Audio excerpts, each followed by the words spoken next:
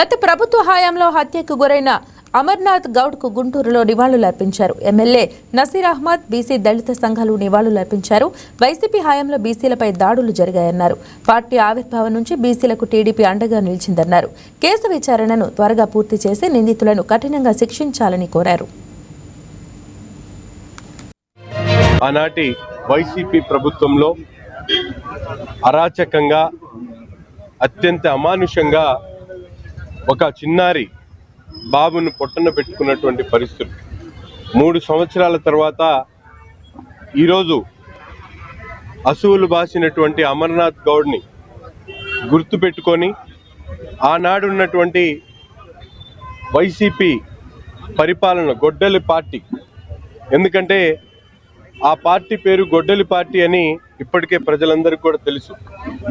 అనేక ఆకృత్యాలు రాష్ట్రంలో బీసీ వర్గానికి సంబంధించినటువంటి ప్రజలను ఇబ్బందులు పెట్టేటువంటి పరిస్థితులు ఆనాటి నుండి నేటి వరకు అనేక విధ్వంసాలతో పాటు సామాన్య ప్రజలను కూడా ఇబ్బంది పెట్టినటువంటి పరిస్థితులు.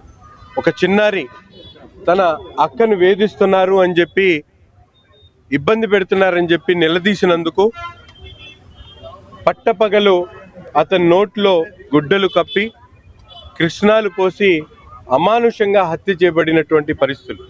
ఆనాడు అధికారంలో ఉన్నటువంటి జగన్మోహన్ రెడ్డి గారు నా బీసీలు, నా మైనారిటీలు, నా వర్గాలు అని చెప్పి చెప్పుకునేటువంటి జగన్మోహన్ రెడ్డి గారు అధికారంలో ఉండి ఆ రోజు ఈ పాపం చేసినటువంటి వాళ్ళని ఏం చేశారని చెప్పి సందర్భంగా అడుగుతా ఉన్నా. ఇప్పటికి కూడా ఆ కేసులో ముద్దాయిగా ఉన్నటువంటి వ్యక్తి హత్య చేసిన తర్వాత బెయిల్ మీద విడుదలై వెంటనే వినాయక చవితి ఉత్సవాల్లో వాళ్ళ ఇంటి మీదకి వెళ్ళి మరొకసారి దాడి చేసేటువంటి ప్రయత్నం చేయడం, ఇటువంటి విషపూరితమైనటువంటి ఆలోచనతో వైసీపీ నాయకత్వం ప్రేరేపించినట్టు. ఈరోజు అమర్నాథ్ గౌడ్ గారు పరమపదించి 3 ఏళ్ళు అవుతుంది.